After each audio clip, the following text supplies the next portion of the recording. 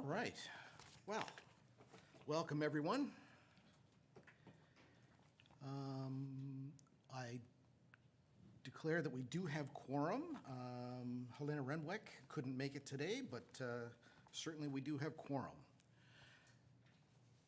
I would like to respectfully acknowledge that we are on the traditional territory of the Anishinaabe under the terms of the Robertson-Huron Treaty number 61 of 1850 and the Williams Treaties of 1923.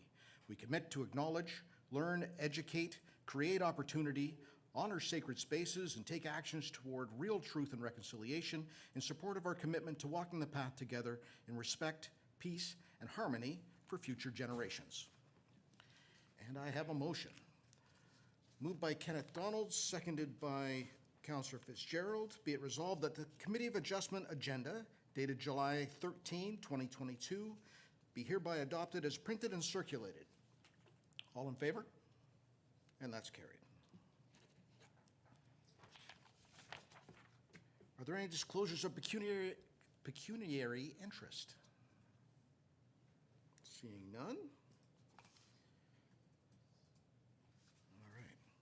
Moved by Kenneth Donald, seconded by Brandon Stapleton. Be it resolved that the Committee of Adjustment meeting minutes dated June 15, 2022, and the recommendations contained therein be hereby adopted as printed and circulated. All in favor? And that's carried. All right. I'd like to welcome everyone to the public meetings to consider applications for minor variances to the zoning bylaw. The input received by agencies, public, and staff is important in order for the committee to make sound planning decisions. The procedure to be followed in these meetings will be as follows. A brief explanation of the application and any correspondence received to date will be given by staff. The applicant or the representative will be asked to provide additional comments without repeating the information already outlined by staff. Any members of the public present, in person or electronically, will then be permitted to ask questions or provide comments respecting the application. Any persons making representation are requested to first state their name and mailing address. Please note that presentations are limited to 10 minutes. Once the hearing is concluded, the input received will be considered by the committee prior to making decisions on the applications. And if you wish to be notified of a decision of the committee, you must file a written request for notification. And with that, we are moving on to our first application, the house application, and Kelsey is going to speak to that.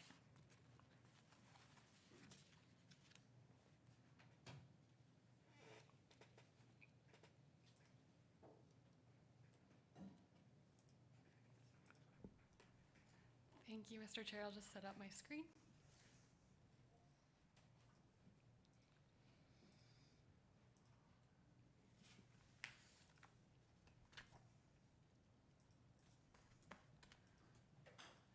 Thank you again, Mr. Chair, and good morning, everyone. Through you, the subject property is located at 430 Domtar Road. The lot is designated rural and waterfront and is zoned conservation and extractive industrial sand and gravel with exception 1559. The application has been submitted to permit the construction of 3 industrial buildings. 2 buildings would be 372 square meters and 1 would be 112 square meters. A minor variance is required to reduce the setback to a zone boundary from 30 meters to 5 meters for all proposed buildings and reduce the setback to an abutting public road from 60 meters to 10 meters for the first 372 square meter building and reduce the setback to an abutting public road from 60 meters to 45 meters for the 112 square meter building. As outlined in the report, a rezoning was approved for the subject lands in 2003 as a condition of a consent. The original bylaw zoned the lot light industrial with exception 1559 and open space with exception 1558. The 2008 zoning bylaw, the zoning was changed to conservation instead of open space and to the M5 zone that is now in place. Unfortunately, the light industrial zone base was not used at this time and this discrepancy was only recently discovered. Therefore, the variance is necessary given the substantial setback requirement for M5 and that this is not the intended use. The proposed setbacks are more in keeping with the provisions of the M1 zone. Identified natural constraints includes, here are the setbacks just to show you, and the proposed development. Identified natural constraints include wetlands and provincially significant wetlands. The location of the proposed development meets this objective and would not preclude opportunities to continue to maintain appropriate setbacks from these constrained areas. The 2003 zoning bylaw amendment also only permits non-toxic and low effluent light industrial uses to be developed with appropriate setbacks to the wetlands. The application was circulated in accordance to the Planning Act. A letter of objection was received regarding concerns of the existing shipping containers, environmental impacts, and the proposed use. There was a condition added to ensure the removal of the shipping containers. Regarding the proposed use, the zoning permits light industrial use on this portion of the property. The application would appear to conform with the intent of the official plan and be consistent with the provincial policy statement. Additionally, the application would appear to satisfy the 4 tests of a minor variance, and therefore staff are recommending approval. Thank you, and I'd be happy to answer any questions. Thanks very much. I'll call on the applicant or representative to make any comments. And Mr. Gallagher, good morning. Good morning. John P. Gallagher and Associates, 24 Hibbard Road, Huntsville, P1H 1C9. I think Kelsey has done a great job outlining the application. I just want to touch base on a few further points. As a background to this property, it was subject to a severance that I personally worked on for Wilf Doring back in 2003 under file B65, and also a zoning was required. At that time, he was severing off these lands from a residential house that's about 800-900 feet north of the subject lands, and a number of studies were done. The land was zoned light industrial with the exception 1559, and that limited the use to non-toxic, low effluent uses. Part of the lands were zoned in the open space buffering, and this was a condition of the consent to allow the lot to be used for light industrial purposes. Unknown to my clients, the town updated the bylaw in 2008. The site-specific zoning bylaw was not carried over. It changed the zone category to M5, but kept the exception on the permitted uses. This resulted in the land being diminished in value and development potential. The changes to the comprehensive zoning bylaw for the M5 zone would not allow construction of the lot, even though it was created for such. And this is contrary to the typical carrying over of existing zoning approvals to the parent bylaw. It was only recently when the owner approached me to do a site plan that we saw this error and looked to rectify the situation. At no time was this site used for sand and gravel extraction. The variance is minor in the fact that the proposal would be consistent with the previous approval. It is minor to allow the setbacks as shown on the concept plan. So the side yard setback for an M1 is 5 meters, and the other setbacks of the M1 would also apply. I believe staff have also provided further detail in the decision, which I'll get into in a minute. We're not looking to decrease any of the setbacks over what was previously approved.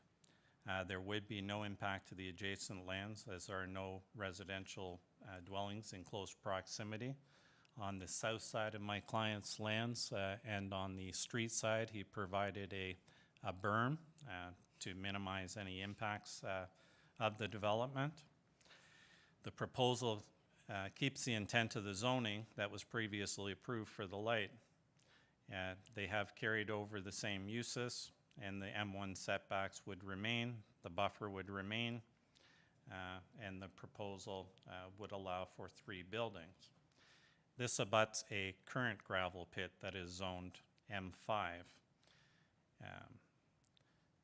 The proposal is in keeping with the intent of the official plan, as the owners are utilizing an approved lot for light industrial uses. The locations of the structures are in areas that have least impact on the natural lay of the land. That area had been cleared for many years, and the air photos define that. The existing buffer adjacent to the north will be maintained on the lot. The building and parking would be in the area of least disturbance on the lot. The official plan encourages and promotes business. It protects industrial lands to accommodate economic opportunities. This proposal will allow for existing and new businesses to grow and flourish. The permitted uses in the rural section of the OP include rural businesses, which include industrial and commercial uses. It is appropriate and desirable for the use of the land, as the lot was created for specific industrial uses, and the new development will generate additional tax revenue and employment opportunities. It is appropriate to rectify the error that occurred. Staff have requested that the storage bins that are on site be moved off site. My client has no issue with that.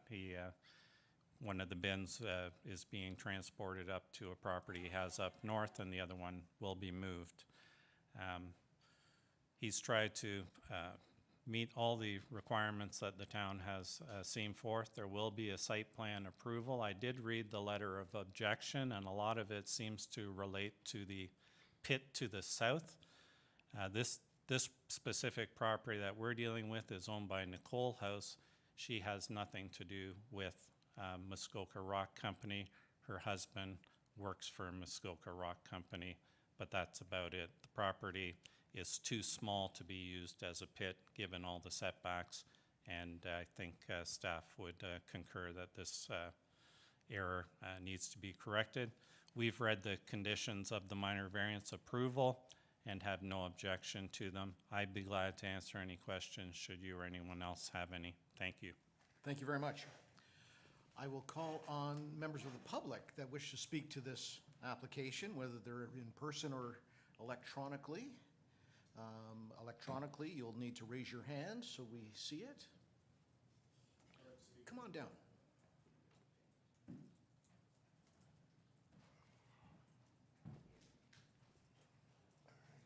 Good morning. Morning, my name's Scott Merrill. I'm at 410 Domtar Road, Edgerton, Ontario, the adjacent property north of the proposed variances. So just some concerns on our behalf. You know, we have our piece of property there on this lake that's like our, you know, it's a little piece of serenity, and we have issues. Again, our letter was the one that gentleman was referring to as a pit, and it's combined effort. Obviously, it's the same businesses tied in by different names, different companies, whatever. So, you know, it's been a pain in our butt now for 20 years since this all came in. Kind of this pit got slid in without anybody being noticed there in the mid-2000s. And with this being added in here, our concerns are mainly like on the conservation side of Siding Lake. So on the north side, how far is the site plan from the conservation line on the driveway side? So what I've read into, it has to be a 30 meters from the zone boundary. So when you look at that drawing that they have, shows the driveway coming in. Where do we get that 30 meters of zone boundary differential there? Was there an environmental assessment done to support the site plan? What is the purpose of the structures? Will there be, with obviously an increase in traffic? The traffic on our road has gone crazy busy in the last 10 years. And it's, I don't know if you know that particular corner right on there, it's become a danger zone. So, you know, should there be a traffic study completed on this? Also, with the lake there, I understand, you know, it's a swampy part there, which creates filtration or whatever, but is there stormwater management plan in place for the conservation side? Our main concern is our side. You know, has parking been taken into consideration is the other thing. He talks about, you know, I talked to the property owner before. They did put a berm in and some trees. I don't feel like if they're putting buildings along there, is that berm, are the trees gonna be adequate buffer for us for as far as noise? So we don't have to see these industrial buildings or the trucks going in and out to them. So is there any potential for, like, a condition of approval that berm tall trees be incorporated or implemented through a site plan agreement? All right. Can you identify, again, I missed it, where your property is in relation to this? We're at 410 Domtar Road. So we're the next property. It's the same ones when you talked about Wilf Doring severing off properties back in '03. We're the property to the north, the so-called 900 meters away that you just Okay, said. I think Kelsey's going to put it up here so we can have a better look.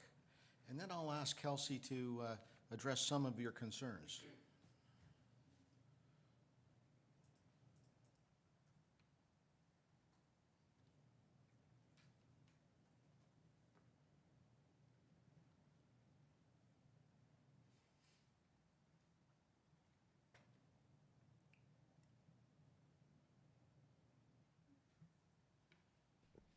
Sorry, I'm just gonna put on the That's all right. aerial photo layer.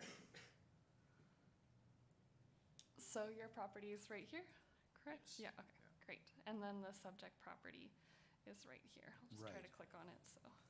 And the conservation area sort of meets in the middle where the properties adjoin.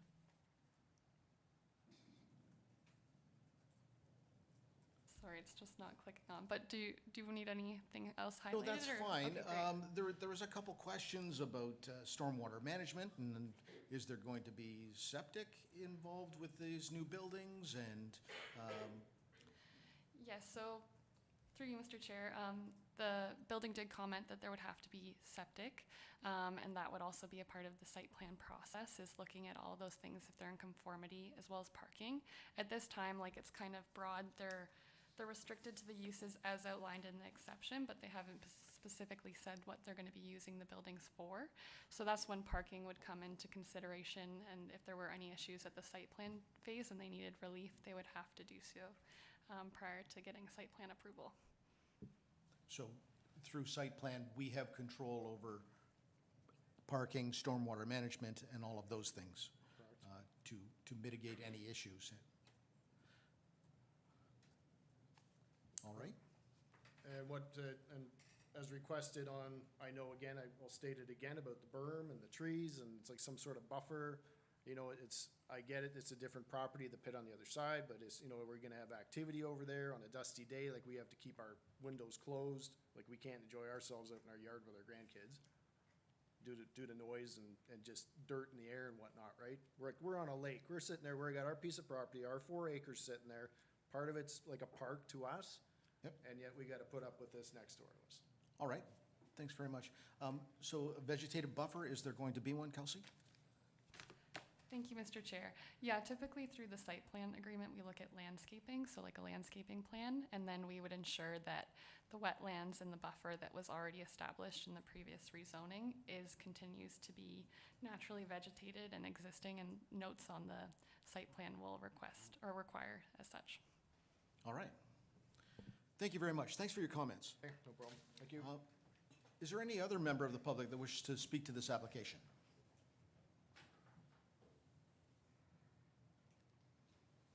Chair Stone, I see no hands raised electronically. All right. Committee members, any comments or questions? Mr. Donald? Thank you, Chair Stone. It's a question I'm not sure who to put it to, so perhaps staff can decide amongst themselves. It seems that we are being asked to consider the minor variance as a result of an error that occurred sometime in the early 2000s, where the zoning requirements have changed and the homeowner or the property owner, through no fault of their own, has been caught in what was suggested as an error. So for clarification, are we being asked to consider that issue on its own?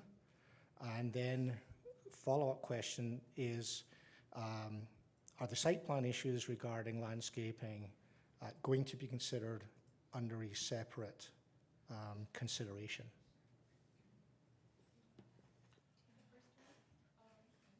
Kelsey? Thank you for the question. Through you, Mr. Chair. Yeah, so typically when a minor variance, if it's approved, depending on the decision, it'll go through site plan, and the committee today could stipulate further conditions on what should be seen on the site plan, but that's something we typically review and ensure, like especially with the natural constraints, that existing vegetation is retained. But if there was any further that you wanted to stipulate in the conditions, that's something you're welcome to do.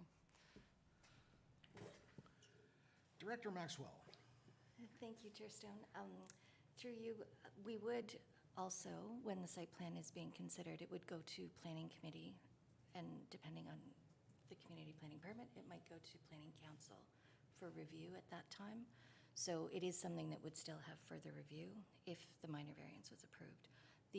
As to the variance today, with the issue that we had with the zoning base changing, ultimately, the main issue is that the M1 base zone, which is what, in a perfect world, it would have maintained that zoning in 2008 when the comprehensive zoning bylaw was approved, has different setbacks than the M5 zone.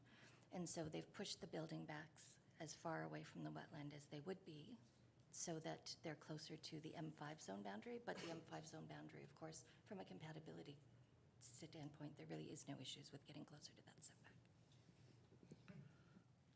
Is that good? Any other comments from committee? All right, then I will read the motion. Moved by Brandon Stapleton, seconded by Kenneth Donald, be it resolved that minor variance application A33, 2022 HTE be approved.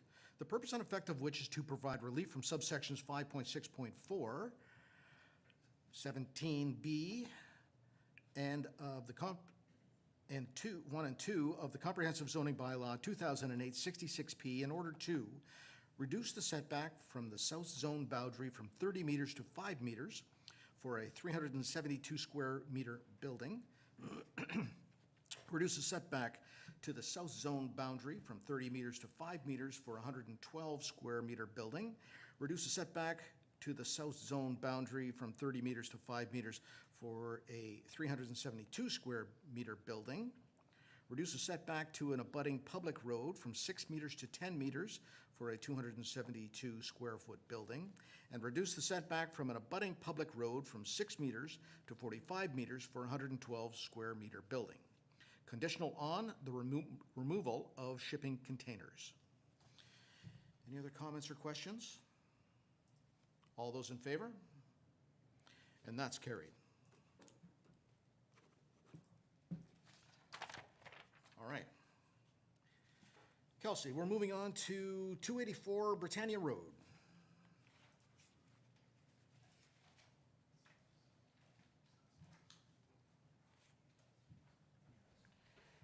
Thank you, Mr. Chair.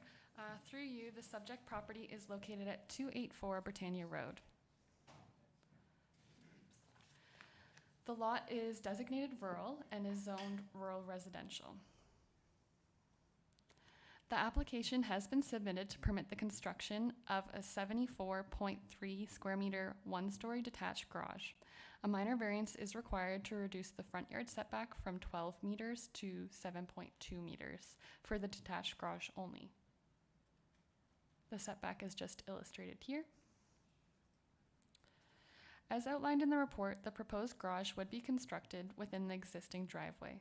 Due to the location of the existing septic to the west of the dwelling, as well as the steep slopes to the north and the east of the dwelling, the ability to site the proposed garage at the required front yard setback is limited.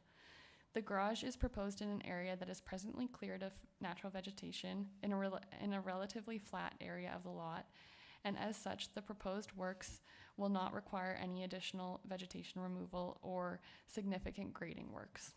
Despite the reduced front yard setback, there is an existing buffer consisting of mature vegetation screening the garage from the street and mitigating visual impacts in accordance with the official plan.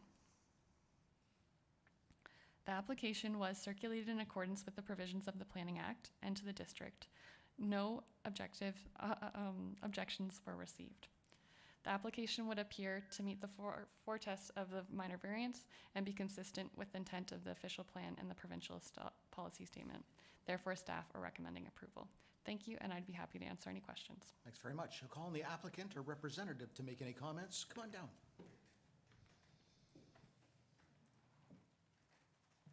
Good morning. Good morning. for seeing, thank you.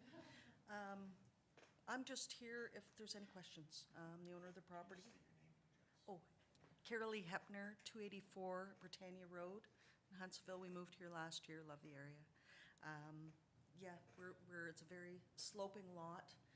We bought the little house and it's beautiful. We just need some storage space, and there's a great big rocked hill at the end of the driveway, and we can't get back far enough. That's all. Perfect. Thank you for that, and welcome to town. Okay, thank you very much. Do I All right. Go back or stay for questions? Well, let's hang on. Is there any member of the public that wishes to speak to this application, either in person or electronically? Chair Stone, I see no hands raised. Perfect. Then I will ask committee members, any comments or questions? Then I'll read the motion. Moved by Councillor Fitzgerald, seconded by Brandon Stapleton, be it resolved that minor variance application A34 2022 HTE be approved, the purpose and effect of which is to provide relief from subsection 5.2.47, nope, that's a 12, of the Comprehensive Zoning Bylaw 2008-66P in order to reduce the front yard setback from 12 meters to 7.2 meters for the detached garage only. All in favor? And that's carried.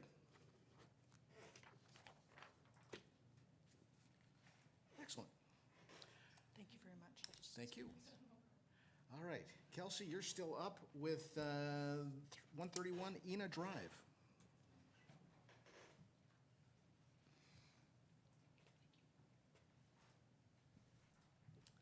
Thank you, Mr. Chair. Through you, the subject property is located at 131 Ena Drive. Oops. The lot is designated waterfront and is zoned shoreline residential 4. The application has been submitted to permit the construction of an 8.45 square meter addition and the closure of an existing attached deck. A minor variance is required to reduce the minimum front yard setback for type 1 fish habitat from 30 meters to 9 meters for the covered porch addition, and to increase primary lot coverage from 5% to 6.9% for the covered porch addition. And here's just the covered porch addition here. As noted in the report, a fish habitat assessment was provided to review the reduced setback to type 1 fish habitat. The report concluded potential impacts can be mitigated provided the technical recommendations are implemented through site plan control. Therefore, including revegetation and maintenance of existing vegetation. The application was circulated in accordance with the Planning Act and to the Harp Lake Association. 4 letters of support were received and were circulated as appended to the report. The application would appear to conform to the intent of the official plan and be consistent with the provincial policy statement. Additionally, the application appears to satisfy the 4 tests of a minor variance, and therefore staff are recommending approval. Please note there is a minor amendment for this application for the lot coverage. Thank you so much, and I'd be happy to answer any questions. Thank you. I'll call on the applicant or the representative.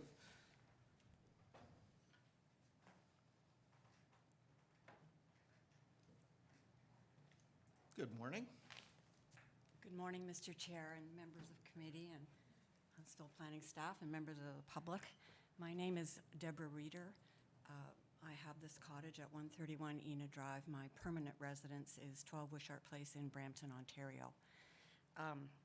I feel that, as always, Kelsey has described the project. I would just like to give a little bit of background and a little bit more personal support for my application. My family bought this property and built the original cottage in 1960. And the deck that I'm speaking of, which runs the front of the building, was built sometime in the 1970s. I don't have building permits for either of those things. I bought the property from my mom in 2019. There are 2 accessory buildings, boat storage and a dock, but they were both done in 1990s and they both had building permits, as well as a brand new septic in 2008. Through this process, I have become fully aware that my entire building and accessory buildings are all within the setback of the waterfront. and are also within the setback of the shoreline buffer. However, my application is to basically screen in the existing porch. So it is going to be 2 feet wider than the existing deck, and that is only because the deck itself is only 8 feet wide. The purpose of the screened-in porch is to have an outdoor dining area. The cottage is very small. It's less than 3,000 square feet. 1,000. And so we'd just like to have the opportunity to be able to eat outside and have it screened in and covered. The purpose of the width of the 2 feet is just that in order to get a table and chairs on either side and move them out from the space, I really feel that you need 10 feet in order to move around. So therefore, the request to reduce the setback is really from the original footprint is only 2 feet. I'm not encroaching on any of the side setbacks. I have spoken with all my neighbors, and as you heard, they have given their consent on what I'm doing. I really do feel that this is a minor addition. I'm not going to be removing any existing vegetation. No trees will come down to permit this. I think you can see from the pictures, it's always been my family's objective to keep our lot as natural as possible. The quality of the water in Harp Lake, its natural environment, and even the wildlife has always been very important to my family. And so any addition or changes that we would make to our property would be in keeping with that. So I'm asking you today if you will please approve my application. I think that it is within the spirit of the zoning bylaw and that it is minor and that I am looking at minimal changes, and I will certainly adhere to the conditions from the fish habitat assessment that were required for the construction and any replanting and maintaining what we have there. And in closing, I would just like to say that as an individual, I did find this process cumbersome, and I'm very grateful for the pre-consultation process that you offer. That was very helpful. And of course, Kelsey has been wonderful. I really don't think I could get to this place today within my process without her help. So thank you. Well, thank you for that. I don't like to hear that it's cumbersome, but I like to hear that staff are working within the rules and helping people get things done. So that's wonderful. Thank you. I'll move on and ask members of the public, either present or electronically, if they have any comments about the applications. Chair Stone, I see no hands raised electronically. All right. Members of committee, any comments or questions? All right. Moved by Councillor Fitzgerald, seconded by Kenneth Donald. Be it resolved that minor variance application, we have, yes. So Kelsey, there's an amendment that needs to be made. It's very minor. I'll read the original motion. Be it resolved that minor variance application A 35-2022 HTE be approved, the purpose and effect of which is to provide relief from subsections 3.5.1 and 5.3.45 of the Comprehensive Zoning Bylaw 2008-66P in order to reduce the front yard setback abutting type 1 fish habitat from 30 meters to 9 meters for a covered porch addition and increase the primary lot coverage from 5% to 6.8%, conditional on all the recommendations contained within the fish habitat assessment prepared by Riverstone Environmental Solutions, Inc., dated May 27, 2022, being implemented through site plan control, and a reduction in the maximum accessory lot coverage from 5% to 3.2%. And having read the original motion, there is a very minor change. Who's going to address that? Me too? All right, I will. So we will need a mover and seconder on this, but so this is the amendment. So it's very minor. We're going from increasing the primary lot coverage from 6.8 to 6.9, and reducing the maximum accessory from 3.2 to 3.1. So, I will read this, and then I'll ask for a mover and seconder. Be it resolved that the following number, 6.8%, be hereby deleted and replaced with 6.9, and that the following numbers, 3.2%, be hereby deleted and replaced with 3.1%. Do I have a mover and a seconder? All right, Brandon Stapleton is the mover, and Kenneth Donald is the seconder. I will ask all in favor of the amendment, and that carries. And now I will ask all in favor of the motion as amended. And that's carried. Seems cumbersome to get this done, but we did. Thank you very much. All right.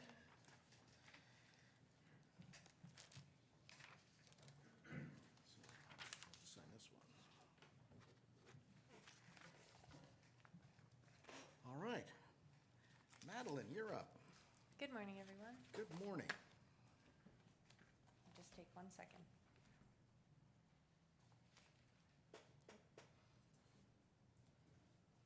Okay, I'll just set up my screen here. Perfect. Thank you. Through you, Mr. Chair, the subject property is located at 3 Mount View Avenue.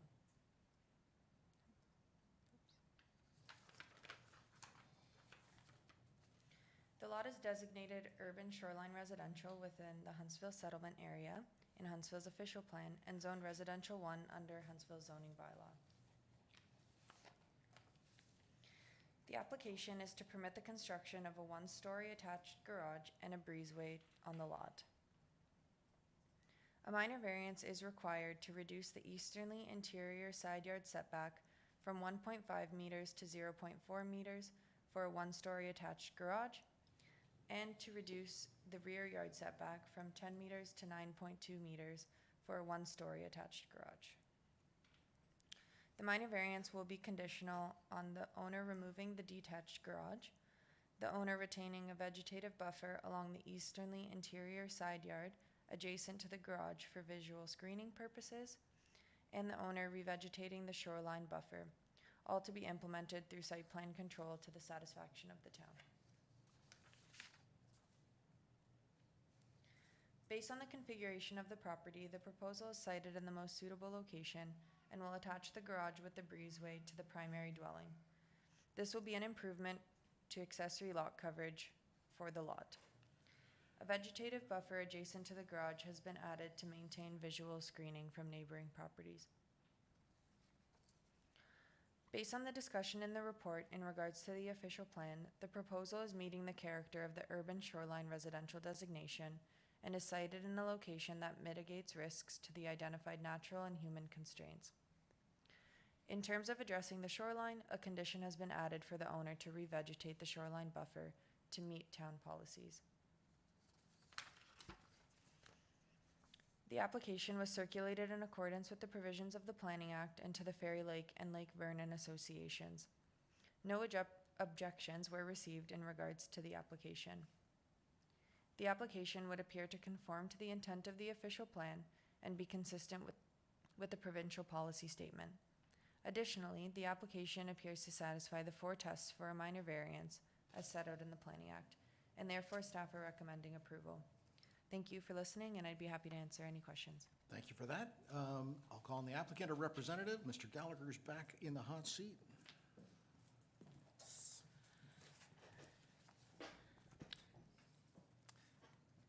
Thank you, Chair Stone, members of committee, John P. Gallagher again. I'm here with John Morton, one of the owners of the property. I think Madeline has given a great presentation and overview of the application. As she had stated, we are looking at tearing down the garage and rebuilding and connecting to the dwelling. It should be noted that just to the rear of the existing garage where we're expanding upon, that meets the zoning setback. So as it moves further back away from the road, the setback gets further from the side lot line. The request for the reduction in the rear yard, which is actually from the street, is about 0.2 meters, and it has to do with the angle of the road coming in because the house is actually closer than that. The use of the additional floor space is desirable given the existing layout, size, and location of the existing dwelling on the lands. The owners have lived in this home for many years and would like to continue this without having to move to a different location. They have a small family and needs in that regard. The dwelling was legally built in its current location on the lot. It is a rather large lot for in town. The subject lands are located on a municipally maintained road and serviced by municipal water and sewer. And it takes advantage of an existing setback where a garage has existed for many years. The variance is minor in the fact that the location of the replacement garage is getting further away from the side lot line. In the area beyond where the garage exists and is being enlarged, the 1.5 meter side yard setback will be required. If the garage was a separate structure, a variance would not be required for the rear yard setback. It's only because we're connecting it to the dwelling that we need the variance for that. The size of the addition is minor as well. The principal lot coverage will be around 13.1%, whereas 35% is permitted for the lot. It would also decrease down the accessory coverage down to 3.75, below the 5% permitted coverage for accessory structures. The proposal sports compact form of development. The 30-meter setback from the river will be exceeded with the garage and breezeway addition, and the existing driveway will continue to be utilized for the property. The proposal is in keeping with the intent of the official plan, as they're making use of an existing dwelling and property. The location of the addition is in an area that has the least impact on the natural lay of the land. Where staff have suggested a buffer, there's also a neighboring garage in that area. So again, it provides some sort of visual break from the neighbors to the east. This area where we're proposing is mainly clear to mature vegetation, and it's in an area that has the least impact on the lot. It would make sense to allow it in this location. The existing vegetation along the watercourse will be maintained. Madeline has gone over the replanting and requirements with the applicant and myself on site, and we have no objection to those conditions being imposed. The built form does not dominate the landscape, the natural vegetation does. The height of the dwelling and additions are below the permitted height allowed. All the landscaping and revegetation would be in accordance with and site plan that will be required for the lot. It's my professional opinion that the proposed variance meets the 4 tests and represents good planning. We would ask that you support staff's recommendation to approve with the conditions listed. And I'd be glad to answer any question. John's here as well if you have any specifics. Thank you. Great, thank you. I'll go to members of the public, either present or electronically, who would like to speak to this application.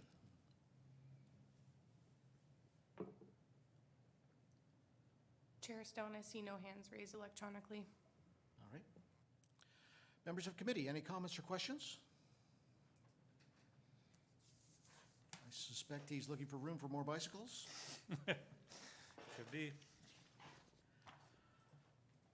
Moved by Jason Fitzgerald, seconded by Brandon Stapleton. Be it resolved that minor variance application A36 2022 HTE be approved. The purpose and effect of which is to provide relief from subsection 5.2.4 14 and 5.2.4 19 of the Comprehensive Zoning Bylaw 2008 66P in order to reduce the easterly interior side yard setback from 1.5 meters to 0.4 meters for a 1-story detached garage, and reduce the rear yard setback from 10 meters to 9.2 meters for a 1-story attached garage. conditional on the owner removing the detached garage, the owner retaining a vegetative buffer along the easterly interior side yard adjacent to the garage for visual screening purposes, and the owner revegetating the shoreline buffer, all to be implemented through site plan control to the satisfaction of the town of Huntsville. Comments, questions? All in favor? And that's carried. There we go. All right, Madeline, you're speaking to 1500 Muskoka Road 3. Thank you, Mr. Chair. Okay, perfect, the screen's set up. Through you, Mr. Chair, the subject property is located at 1500 Muskoka Road 3 North. The lot is, the lot is designated urban residential within the urban settlement area and intensification corridor in Huntsville's official plan, and zoned residential 1 under Huntsville zoning bylaw. The applicants are proposing to recognize the existing 22.5 meter frontage on Williamsport Road to comply with the existing lot of record requirements for a lot on private services, which would allow the lot to be developed. Policies in the zoning bylaw discuss existing lots which require meeting 29 meters of frontage when on private services, with a maximum area of 1,350 meters squared. Lots meeting these requirements shall be deemed to conform to the lot frontage and area requirements of the bylaw, provided a certificate of approval for a septic system has been granted and an entrance permit is provided by the applicable road authority having jurisdiction. In this instance, an entrance permit has been granted by the District of Muskoka off Muskoka Road 3 North. However, septic confirmation has not been provided. The bylaw classifies the lot as being in the fully serviced area. However, the District of Muskoka official plan classifies the lot as being in the future service area. For lands shown within the future service area, where the District of Muskoka advises that municipal water and sewer services are not available and are not envisioned within the near future, one single detached dwelling may be erected on an existing lot on private services, provided the lot is suitable for the installation of the private water supply and sewage disposal system, and provided such dwelling is designed to be connected to services when they become available. In this case, there has been no indication as to when services would be available to this lot. As discussed in the report, the proposal is intended to allow the lot to better meet the intent of the official plan, designation, and intensification corridor. However, there have been identified constraints which have not been adequately addressed. Natural constraint mapping has identified deer wintering area, stratum 2. In this instance, if the lot were to be developed, there is potential for vegetation retention to preserve these features, mitigating risks to deer wintering areas. Human constraint mapping has identified both an operating non-municipal waste disposal site and a licensed pit and quarry in close proximity to the subject property. A technical report to address the waste disposal site was not provided by the applicants. However, a letter from Fowler Construction Company was submitted which discussed ministry requirements and confirmed no hazardous waste or materials are brought on site that would affect groundwater. Addressing the pit and quarry, a noise and vibration study was requested by town staff. However, the study was not provided by the applicants. In reviewing the proposal, it has not been appropriately demonstrated that the lot is suitable for development. The application was circulated in accordance with the provisions of the Planning Act. One letter has been received on behalf of Fowler Construction and circulated to committee. The letter was in regards to the neighboring aggregate resource operation.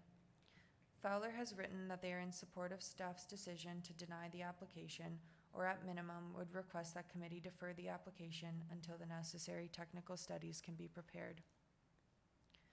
The application would not appear to conform to the intent of the official plan, nor be consistent with the provincial policy statement, nor satisfy the 4 tests for a minor variance as set out in the Planning Act, and therefore staff are recommending denial.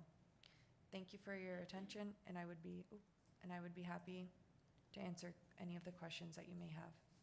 Thanks. I'll call on the applicant or the representative to make any comments.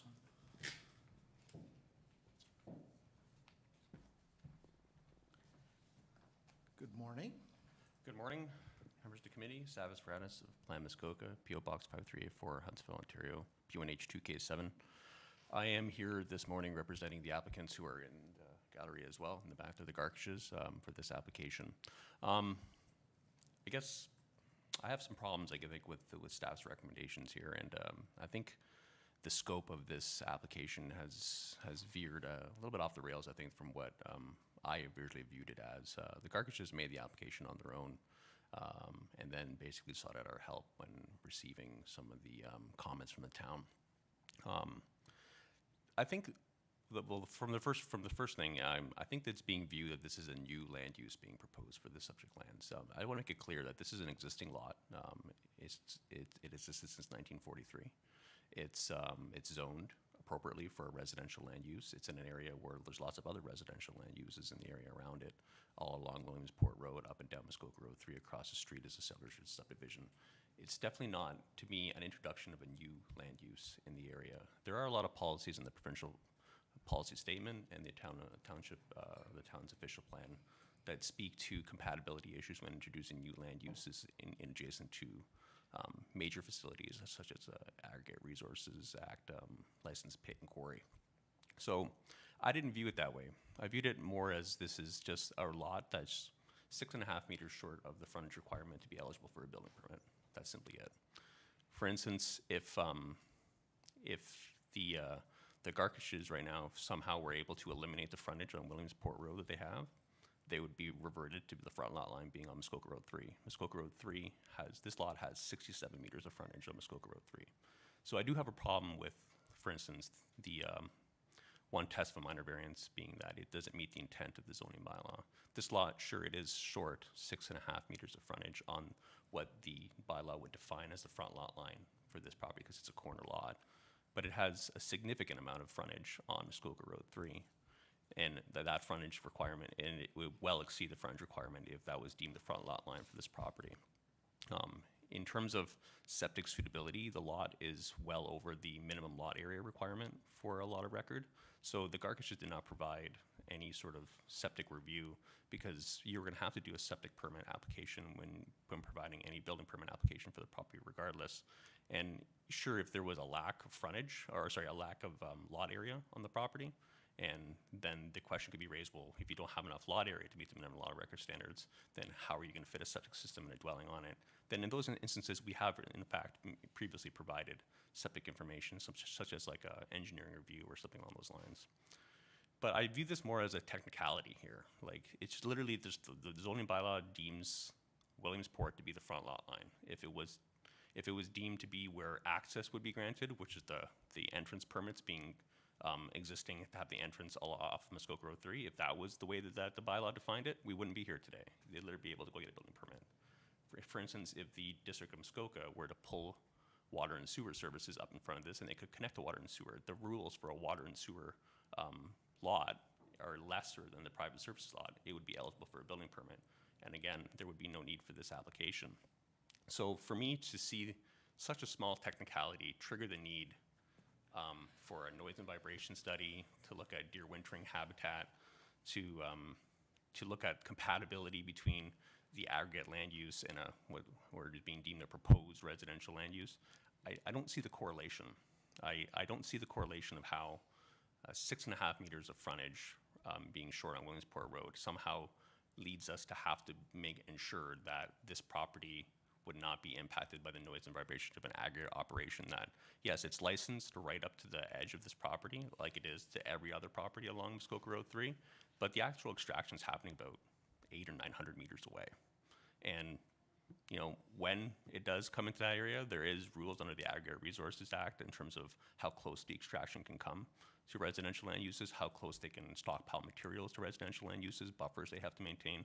The Aggregate Resources Act does have mitigation measures in place and how to deal between residential land use lands adjacent to pit and quarry lands. The property is designated for residential. It's zoned for residential. It's in an area of residential. For us to sit here and think we need to provide technical studies to ensure that a new residential land use is appropriate on this property, to me just seems a little absurd.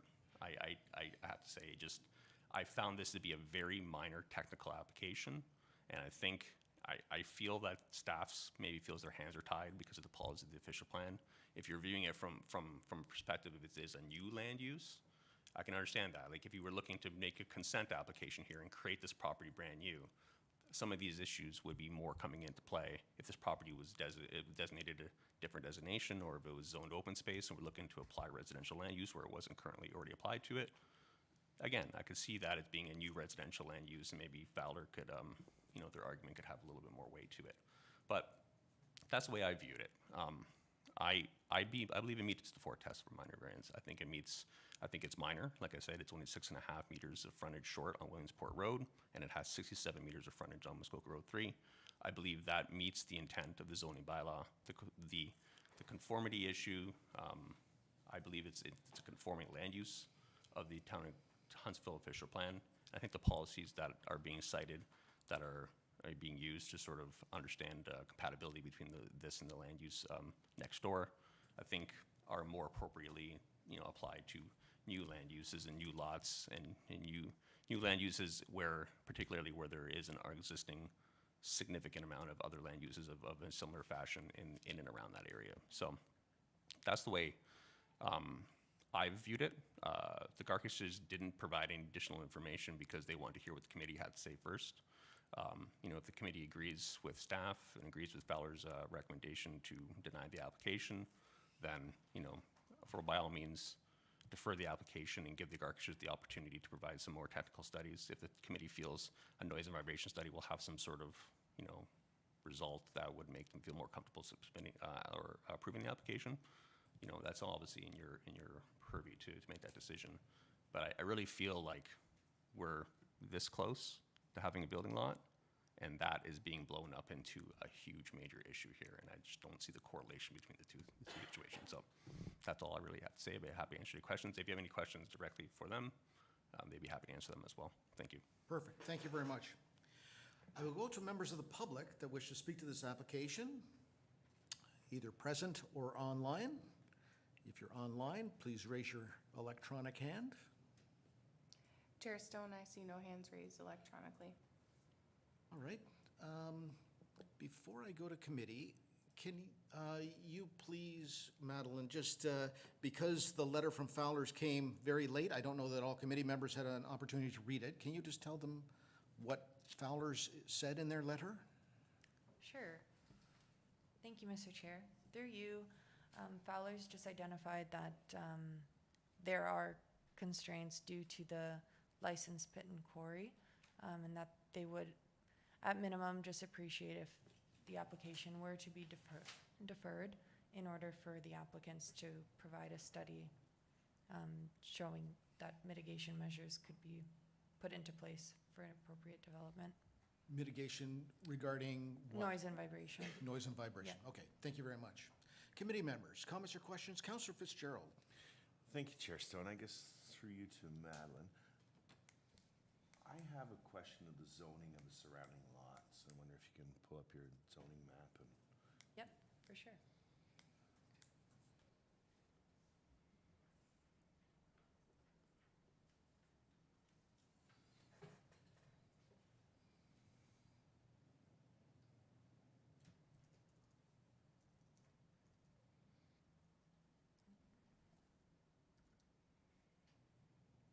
Sorry, it'll just be a moment. Oh, no problem.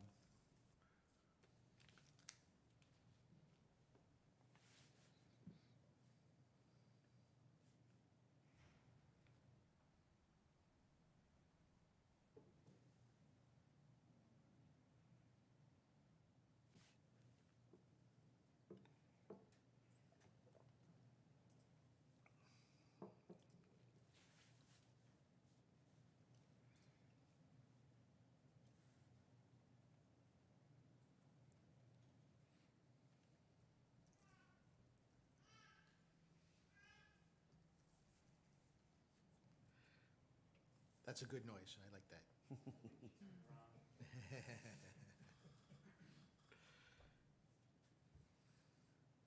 Not at 3 in the morning, but right now is not a problem. Okay, if I could just get the screen shared, I have it pulled up. Yeah. Thank you. 55.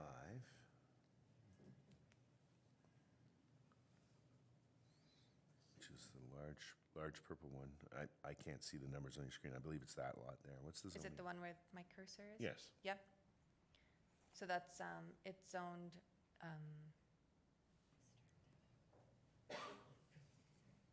sorry, Karen. I was gonna say it's extractive. It's industrial. extracted. That's extractive.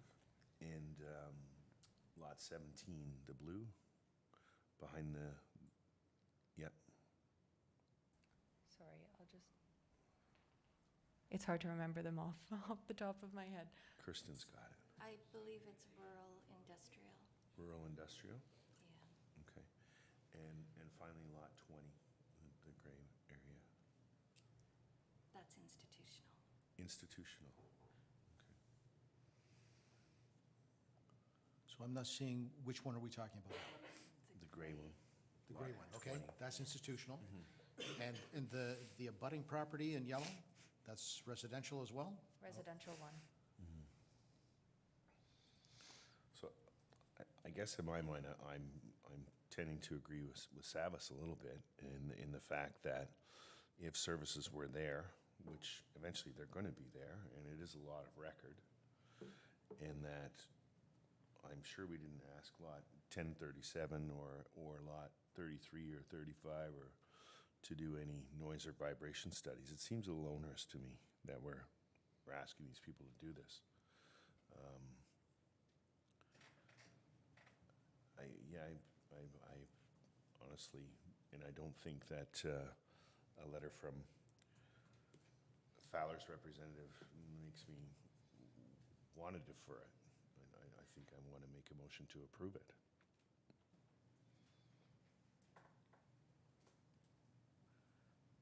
Mr. Donald? Thank you, Chair Stone. I'm not sure if I'm allowed to ask this, but I'm going to ask it anyway, and then you can tell me I can't. Through you to Savas, if I may, can you tell me when you were engaged by the clients? Sorry. When were you hired to represent your clients? Well, they originally came to me before they made the application because they said that they were told they needed a sketch. So the sketch that you see attached to the application, I was engaged to prepare that sketch for them at first.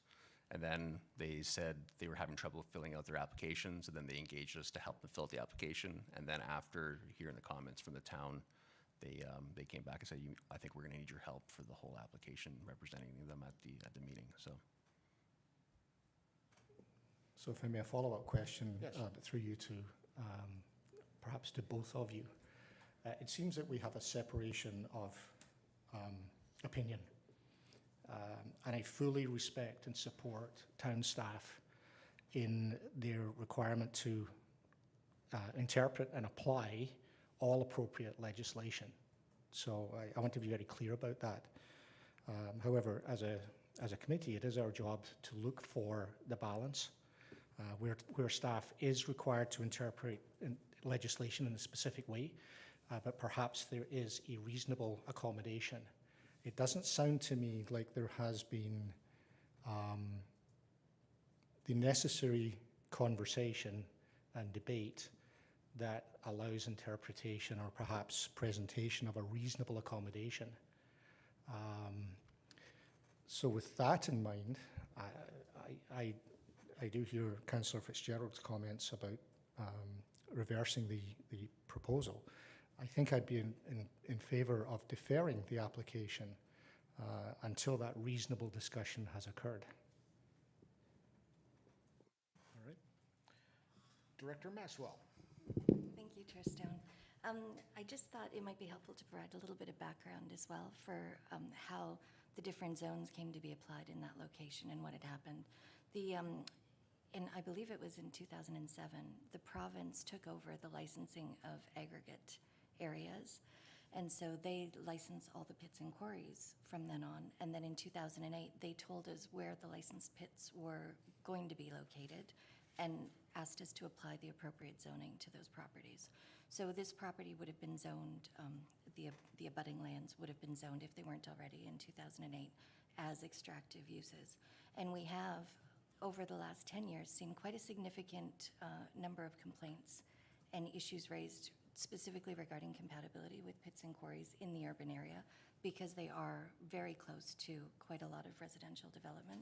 And so this site specifically is, I know you'll recall from the map that Madeline had pulled up, is quite a bit narrower than the lots to the south and quite a bit smaller in area. And so staff really did struggle with this as well, because it is quite a technical variance. However, the lot is so much smaller than the abutting lots that maintaining appropriate buffers and trying to ensure that development could occur without causing more issues in the future when the abutting lands to the rear are fully utilized as a quarry was our main concern. We're trying to come to some sort of way that we can address these issues, which is why the additional studies were requested. And so I think staff would be happy to have more discussions with the property owners if that was committee's intent.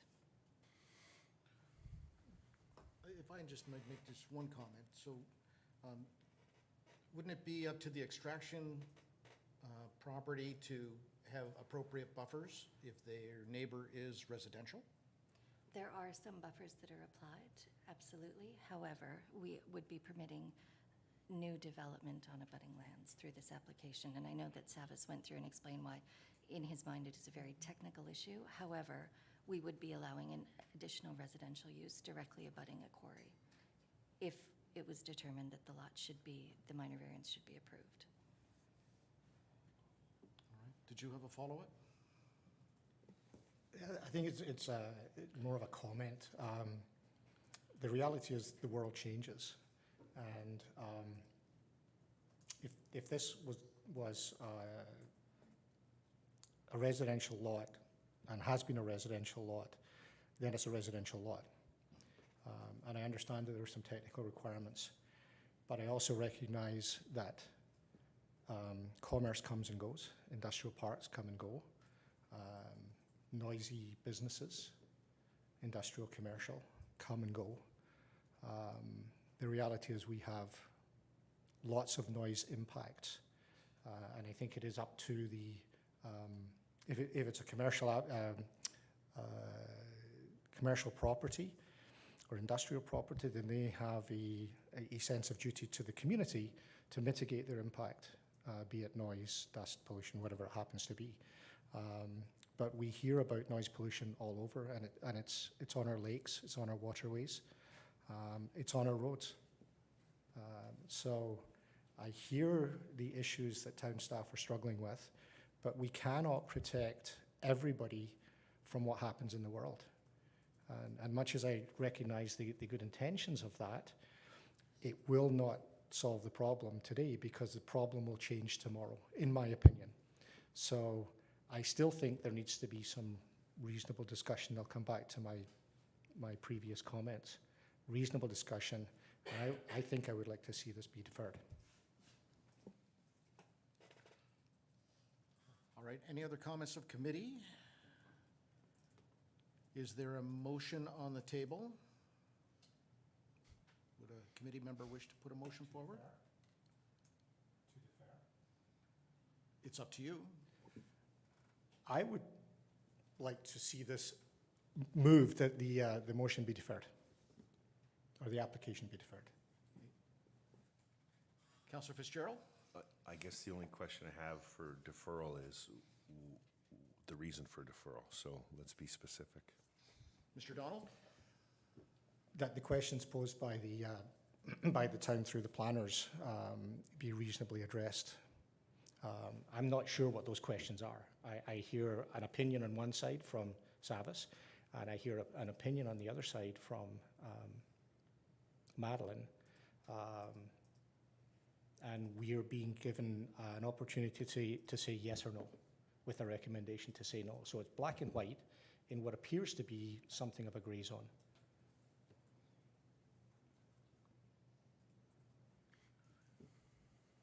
All right. Chair Director Maxwell, you have a comment. Thank you, Chair Stone.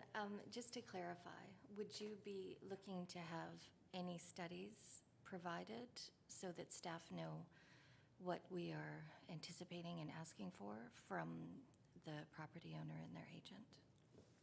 If I may, Madeline, would you mind bringing up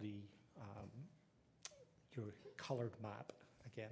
Yep, for for sure, no problem. Thank you.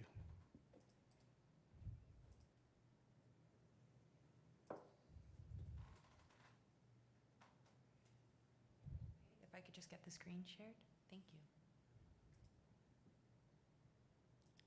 Is this the one you were referring to? The one with the zoning requirements, Oh, sorry. please. There we go. That's the one, thank you. No problem. To Councillor Fitzgerald's comments earlier, I think the green ones, I don't think had any requirement to do traffic studies, and I get that they're a bit further back from the intersection. I'm not sure if any of the other ones that are yellow on the lower part of that screen were required to do traffic studies. My guess is if it's institutional or educational, the grey zone is likely to be a school. Is that the expectation at some point? Maybe, perhaps, it might be in the future. So all of these things will have an impact. That particular will have an impact on traffic. What does the corner lot do at that point? So there's a lot of stuff happening in that area, and I get that there's a pit, and I get that pits, we hear repeatedly at this committee when there's a variance that, oh, there's a pit nearby and it's terrible. We just heard that this morning. So I understand the dilemma that town staff has in trying to address that, but we cannot, it is a little bit of buyer beware, caveat emptor. So might I ask Madeline or Director Maxwell, what studies would help staff or ourselves make a clear decision as to whether we should allow this or not? So the only studies that have been requested are a D4 assessment, and that was for the waste disposal site to the north of the property, and for a noise and vibration assessment, and that was to address the licensed pit and quarry. So there's been no ask for a traffic impact assessment or a deer wintering assessment. Chair Stone, if I may, if committee was looking to ensure that the lot could be appropriately developed and mitigate the concerns that are raised, I think it would be important if they could also demonstrate that an entrance permit would be available to the property and that it could sustain a septic system in relation to the D4, and the idea that they would be using water through a well and not through a municipal service. So we would want that from a D4 perspective, that's significantly important as well. So we're not trying to be onerous by any sense. It's just making sure that the lot could be appropriately developed. So. Savis. I'm hearing this, I want some Yeah, please clarification. help us. Yeah. In terms of a D4 perspective, when you say, so are you looking for a professional to do a D4 guideline assessment from the waste disposal site that's to the north and this property in terms of how, like a well location? Because I believe Fowler is provided, it's the Fowler property, I believe, that the waste disposal site falls upon, correct? I know personally, just from working on those properties, that's a stump dump, and I think that district has that information in terms of what type of waste disposal site. It's weird because the D4 study guidelines, they don't delineate what type of waste disposal site. You can obviously tell like a stump dump would have no effect on groundwater, whereas a hazardous waste site would. So in order to do that D4 study assessment, like I just know from having clients do them in the past, they can be a little bit expensive and a little bit onerous in terms of having somebody go out there and confirm, like putting together a site plan that shows that a septic system would be able to fit on the property with a dwelling, and a well would be able to be located beyond 50 feet from any existing septic systems in the area. Like a mock site plan is something I feel like is something we can provide. If you're looking for a D4 study, I felt like maybe the Fowler letter that was provided to us maybe forewent that requirement. I tend to agree that the D4 study is not necessarily needed, but the entrance permit and septic location and the ability for a well, those are all things that we need to know before we say this is good to build. I'll go to Councillor Fitzgerald. Thank you, Chair Stone. I believe that entrance permit has already been granted from the district. Yep. So that's a non-issue. And if we, I guess I fall back on the 6.5 meters. This, in my mind, is a minor variance. 6.5 meters short in frontage. And if we were to look at frontage on number 3 versus Williamsport, then the lot would apply. The area is greater than is required for a lot, and it would be determined at building permit stage and whether or not septic can be a practical thing on that lot. That we don't determine that, the Ontario Building Code does. So there's the fail-safe there is already taken care of under the Ontario Building Code. So I'm still of the mind that I want to change from deny to approve. I'd like to make that motion. All right. So, Mr. Donald, the motion you proposed was not fully fleshed out. Are you prepared to not propose that? I'll withdraw that. Thank you. Then we do have a motion from Councillor Fitzgerald to change denial to approval. So, would he have a seconder? And he does. All right. I'm going to read the original motion.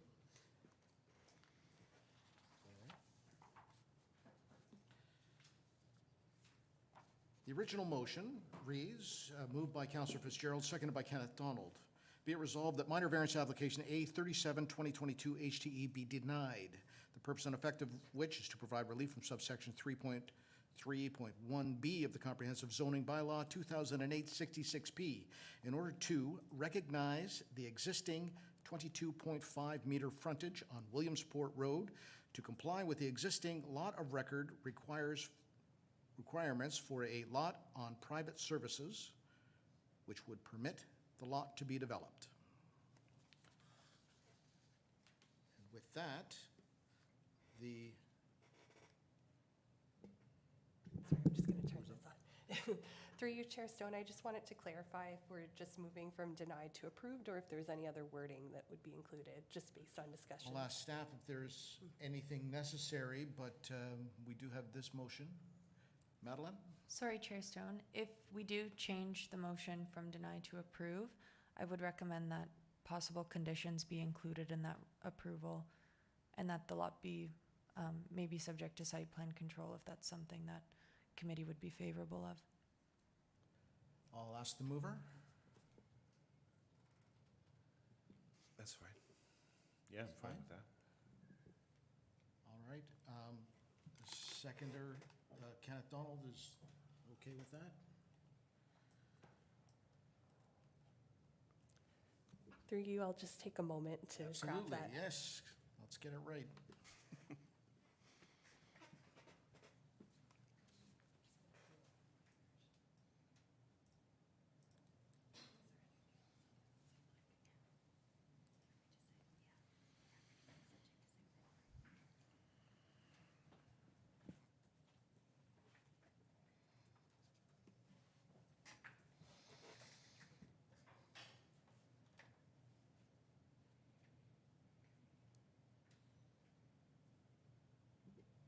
All right, through you, Chair Stone, I will share a red line version just showing the physical changes as requested, just to confirm that's what you're looking for. Sure.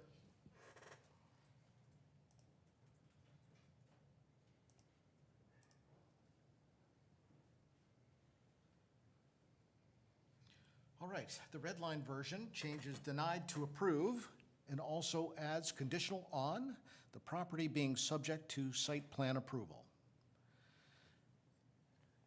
Is that fine with the mover and seconder? Then I will ask committee if... Sorry, Chair Stone. Yes? Is it approval or control?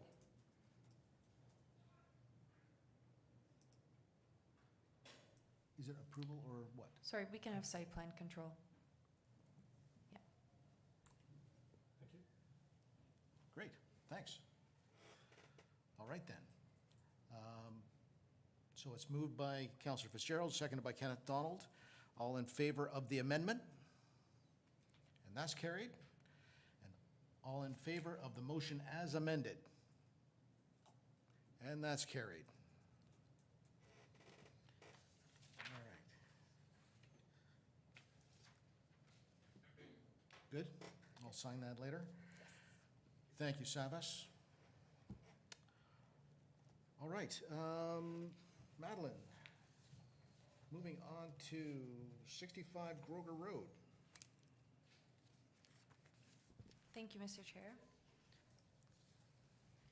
Through you, the subject property is located at 65 Groger Road.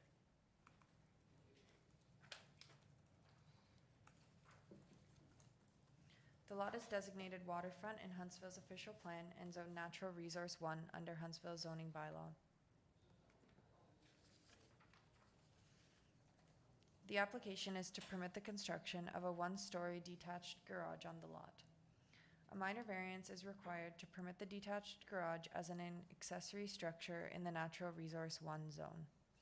The minor variance will be conditional on no habitable space being permitted in the garage being flood-proofed and having all windows, doors, and openings above the 291.49 meter flood elevation, and maintaining the vegetative buffer along the rear and front yard for visual screening. And all of this is to be implemented through site plan control to the satisfaction of the town. The Natural Resource 1 zone does not permit development with the exception of a dock and only permits a single detached dwelling on the lot if it existed prior to the passing of the bylaw. As mentioned in the report, it has been determined that the proposed area for development on the lot is outside of the floodway and flood fringe areas, and that development on this lot would be similar to that of a shoreline residential zone property. As such, the proposed garage is sited in the most suitable location and is in keeping with appropriate size and setback requirements. According to the District of Muskoka's 2020 Hatch floodplain mapping, it was determined that the floodway and flood fringe elevations on the subject property are 291.38 meters above sea level and 291.49 meters above sea level respectively. The area where the existing dwelling and shed are constructed and the proposed area for the garage are outside of any areas identified as floodway and flood fringe. It should also be noted that Groger Road is also identified to be outside of the identified floodway area. Due to the identified flood risks, a condition has been added to not permit any habitable space within the garage. Additionally, a condition has been added for the garage to be flood-proofed. And in keeping with the character of the surrounding area, a condition has been added to maintain existing vegetation along the front and rear yards to provide visual screening for the garage from both the Big East River and Groger Road. As discussed in the report, the proposal is in keeping with the waterfront designation and appropriately reflects policies in relation to the Muskoka Heritage Area and flood-prone lands. The application was circulated in accordance with the provisions of the Planning Act. No objections were received in regards to the application. The application would appear to conform to the intent of the official plan and be consistent with the provincial policy statement. And additionally, the application appears to satisfy the 4 tests for a minor variance as set out in the Planning Act, and therefore staff are recommending approval. Thank you for listening, and I'd be happy to answer any questions. Thanks very much. I'll call on the applicant or representative to make any comments about the application. Chair Stone, I do see one hand raised. I'll now bring them into the meeting. Excellent. This is fun. Please note that during the transition, your video panel will be momentarily interrupted. Once you have been added to the meeting, your video will appear in the committee member panel. Please have your microphone and video, if possible, turned on before you begin speaking and confirm your name and mailing address.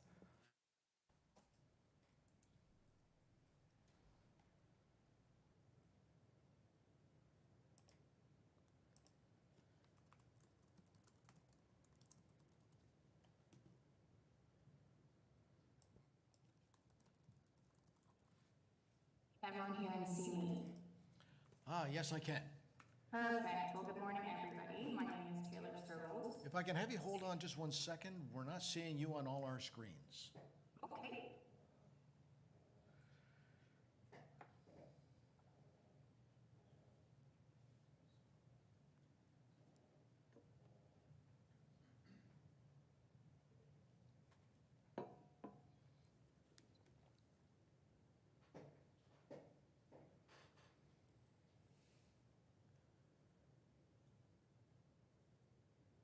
There you are. Go ahead. Perfect. Good morning, everyone. My name is Taylor Servos of 65 Rover Road, Huntsville, Ontario, P1H2J4. I apologize for not being here in person today. I'm coming for you from the Lakeland Power Office in Bracebridge, so thank you for having me. Madeline has done an excellent job overviewing the application, and really the only reason for the application for the detached garage is that, as you can see, our house is only about 500 square feet. And you can imagine that's a little bit difficult to store anything in. So the garage will allow us to leave less junk in our yard and put it in the garage. That's really the only purpose for us. It will have no habitable space, and of course we will adhere to all of the conditions put forward by the town and by Madeline. And as Madeline explained as well, the home and the lot are well outside of the flood fringe and the flood zone as per the 2020 mapping. And all of the existing buildings that were on the property prior to us purchasing it, that were part of the original build in 1960, were on the lower part of the lot, which would have maybe been in the flood fringe, but they have been removed to allow the garage to be built on the higher non-flooding area of our lot as well. So I don't have much more to add unless there's any questions, but I'd like to thank the community for listening, and for Madeline and the planning department for all your hard work. You guys have been extraordinarily helpful, so thank you. Thank you. Thank you for that. We had some audio issues. Oh, I apologize. No, it's all good. It was my fault. Anyways, thank you. Stick with us. I'm going to go to the members of the public if they wish to make any comments about the application.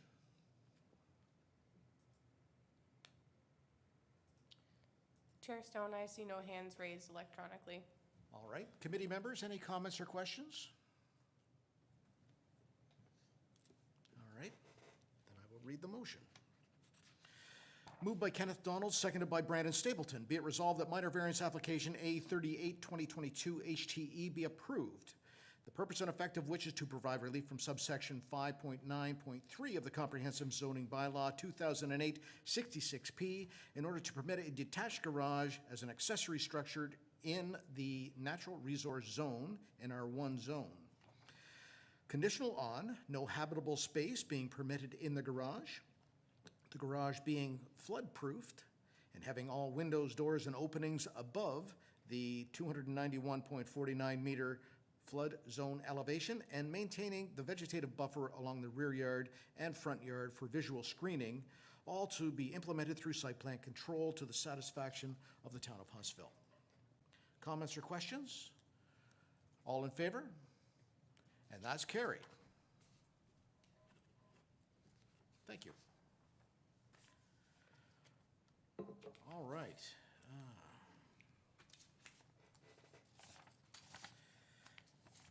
Now that all comments have been received, I declare these public meetings respecting the above applications to be concluded. We will now move to the non-public portion of the meeting.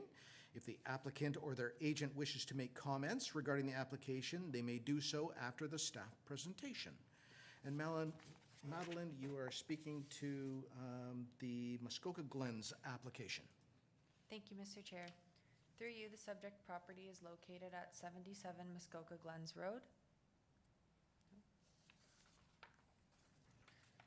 The lot is designated waterfront in Huntsville's official plan and zoned Shoreline Residential 1 and Institutional Camp under Huntsville zoning bylaw.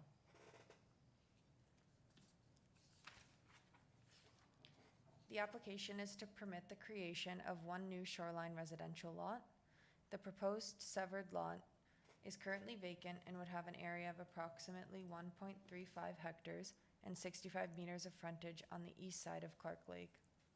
The retained lands, developed as an institutional camp, would have an area of approximately 9.4 hectares and 140 meters of frontage on Clark Lake on the east side and approximately 550 meters of frontage on Clark Lake on the west side.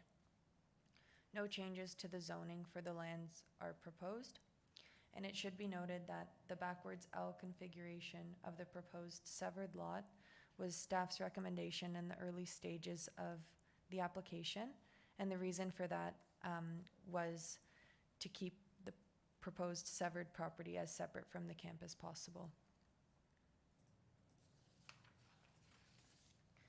The south portion of the property consists of the Shoreline Residential 1 zone, and the north portion is entirely zoned for the institutional camp. The SR1 zone requires a minimum lot area of 0.4 hectares and a minimum frontage of 60 meters taken along the shoreline. The proposal appears to be in keeping with the lot requirement standards of the zoning bylaw. There also appears to be sufficient space for a building envelope in consideration of the relevant setbacks and lot requirements for the SR1 zone. Policies in the official plan state that minimum requirements for new shoreline lots should be a minimum of 1 hectare in area with 60 meters of frontage. Due to the size and width of Clark Lake, it has been determined that the east side of Clark Lake is considered a narrow water body, as the distance from shore to shore is 150 meters or less. The confined nature of narrow water bodies results in a perception of increased density and less recreational space for boating and swimming, and can raise issues of visual impact, noise, lighting, privacy, and navigation. Where new lot creation is proposed on or adjacent to a narrow water body, the shoreline lot frontage will be increased. In this instance, the distance from shore to shore is greater than 90 meters, but less than 150 meters.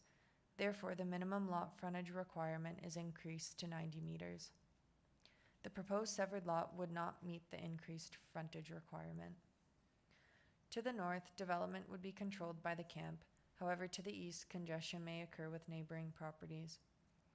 Due to the proposal's proximity to the institutional camp, waterfront commercial properties within the official plan state that a balance will be sought between ensuring the health and survival of the tourism sector in the waterfront area and preserving the resources upon which this sector depends.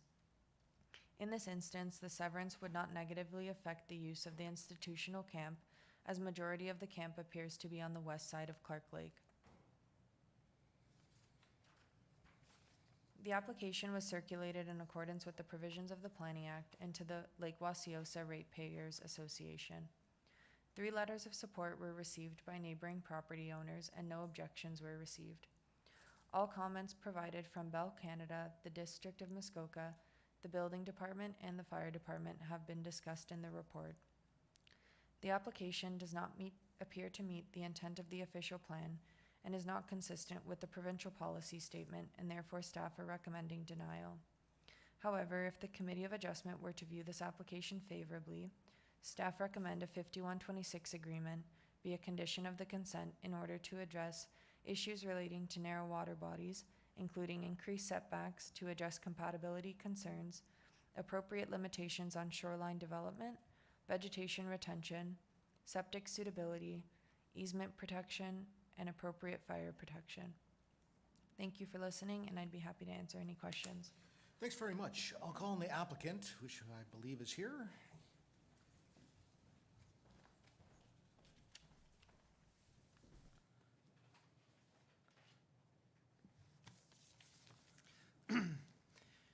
Thank you, Mr. Chair, committee members. My name is Chris Opedo, sole shareholder of 273 1196 Ontario Inc., which you might see under the application. And I am accompanied by my wife, Cheryl, and our son, Brody. My full address is 77 Muskoka Glens Road, Huntsville, Ontario, P1H 2N5. I appreciate the staff report and all the hard work done by Madeline. We purchased 77 Muskoka Glens Road, otherwise known as Muskoka Glens Campsite, to grow new roots and run a family business in this beautiful town. Over the years, and recently with our 1-year-old, we have noticed the need for help with tasks within the campground. We have reached out, but it has been a challenge finding a part-time employee. Our neighbor, Brad Melissa, which one of the letters came from, he works for the town, and I even tried to reach out to him if he had known any of his colleagues at work that have friends or family that would want to work, and The one comment I had, which I have in writing, was it's not worth my time, and we were even paying $19 cash an hour, and Cheryl's sister and husband love Huntsville and have been visiting for over a decade. Lack of rental apartments within a reasonable budget, they love to move into our current home / office on site. In return, they provide us with help needed to operate the trailer park. Cheryl and I are also trying to expand our family, and we would love to build a bigger space to do so. Being on a private road and with advice from neighbors, we found ourselves unable to build a home with frontage on Muskoka Glens Road. This is a main reason why we are trying to sever and build a home with frontage on Clark Lake. We are willing to work with the town on any necessary environmental restrictions, setbacks, etc. to satisfy all parties, including the 5126. We are very much environmentally conscious, and upon taking possession of the campground, we continued the long tradition of keeping our lake as clean as possible and sticking to the non-motorized agreement that has been in place for decades. With consultation from the town, we originally had the required 60 meters frontage for the severance. Further review and an approximate 8-meter shortage from shoreline to shoreline forced us to extend our frontage to 90 meters of width.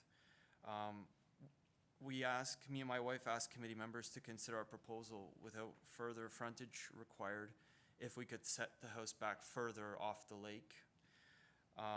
The proposed lot and new home would create income for the town through taxes, employment during construction, relieve one less family struggling to find a place to live at decent rent, and aid us with operating our tourism-based business.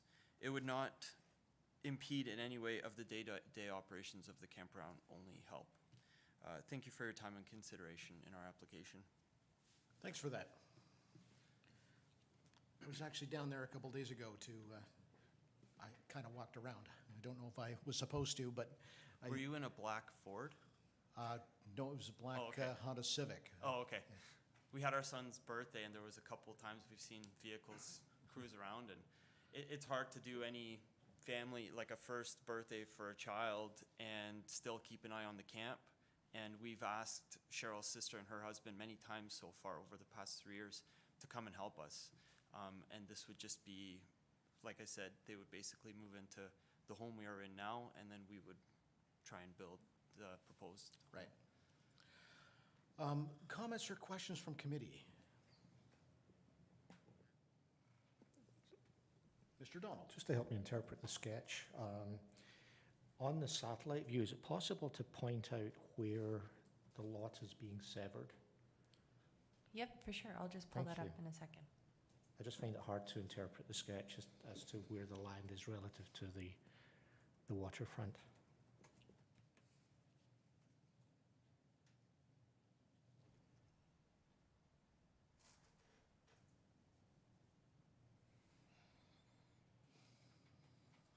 So I have it pulled up. There we go. So the proposed lot is essentially in this area here and would come down and across. You're welcome.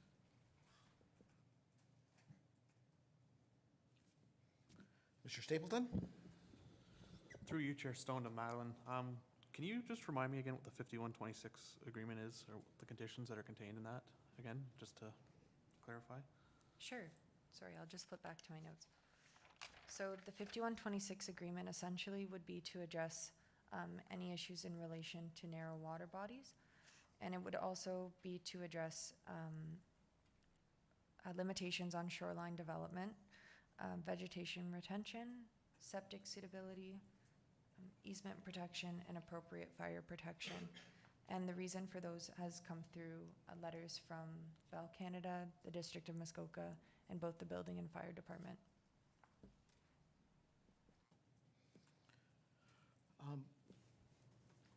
Mr. Donald? So through you, Chair Stone, to the applicant, and I'm sorry I've forgotten your name, but and you're comfortable with meeting all the requirements of a 5126, as you have already stated. You're still comfortable with that? Yes, we are. is my first time ever doing anything like this, so obviously through further help with the town and Madeline, if we can meet all of the requirements through 5126, I don't know what financially is involved with it or the process, but if the committee and the chair would allow us to try, then absolutely, yes. Thank you. So Madeline, if you could just clarify a little bit, if we were to approve this,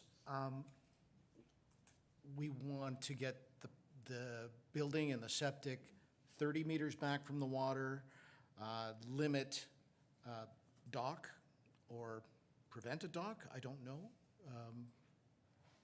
So I think we would want to limit development to be at least 30 meters back because there was no environmental assessment report submitted. So then we could ensure that we're meeting that setback appropriately. With that also, we could look at maintaining a significant buffer within that 30 meters. And in terms of the dock, a dock could still be permitted. However, we may limit shoreline development to just a dock. The amenity area would be shrunk to be just, Yeah, we could look at that. right. And also, we would look at all of that through site plan as well. Right. Sure, go ahead.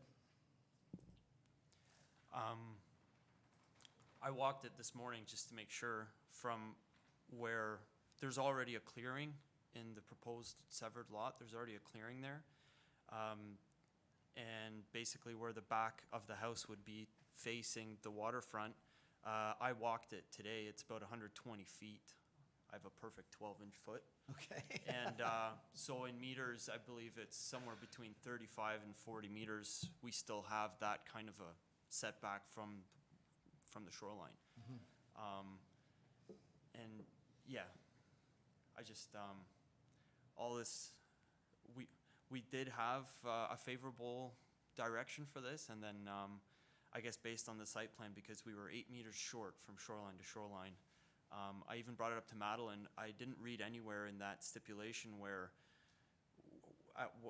you measure shoreline to shoreline, because even if it was, if you noticed where our proposed waterfront Severance is, there is a little bit of an inlet, like a bay there, and there very well could be 150 meters from, depends on where you measure it from the proposed lot. Right. But yeah, as far as setbacks, we definitely have that space. Okay. I'm also a little confused with the L-shaped entrance as opposed to an easement across the property. It just seems very expedient to just go straight to the new property rather than having to go all around the other property. And anyways, I'll just leave it at that comment out there. Councillor Fitzgerald. Thank you, Chair Stone. I guess I find it odd, and I understand the measurement, and if it's less than 150 meters, but technically there's 2 waterfronts there, isn't there, on the severed lot, right? I don't If think so, I'm- actually. if It I'm stays to reading the it one right. side of the bridge. Yeah, Madeline, can you speak to that? Yep, through you, Mr. Chair, just to clarify, so the proposed severed lot would only have one water frontage. However, the retained portion that includes the camp would have 2. Okay. Thank you. All right, committee members, any comments or questions? Mr. Donald? You're fighting to go. Who wants to speak? Thank you, Chair Stone. I would like to put forth a motion to approve the application conditional on the 5126 agreement. That is satisfactory to the town. And it would have site plans simply because it's on waterfront, so that doesn't even need to be added. I concur. All right, so we have a mover and a seconder on that.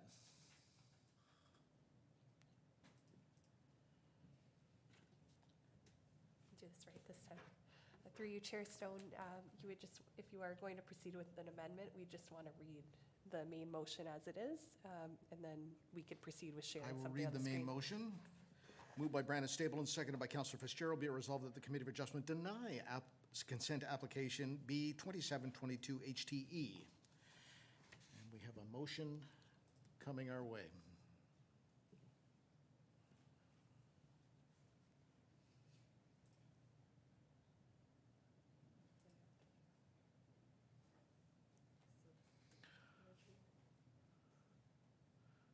Okay. So, let's just make sure the mover and seconder are okay with. I will read it.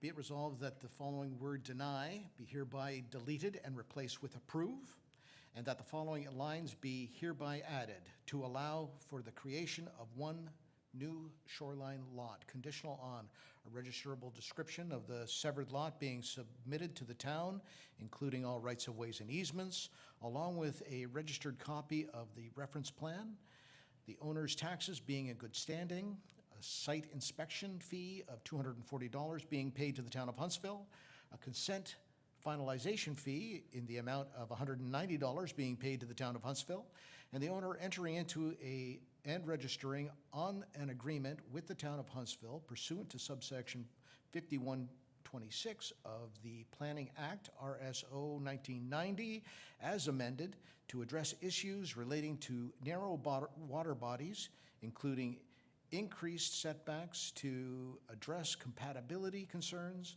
appropriate limitations on shoreline development, vegetation retention, septic suitability, easement protection, and appropriate fire protection. Is the mover and seconder fine with all of that? All right. Then all in favor of the amendment? And that's carried. And all in favor of the motion as amended? And that's carried.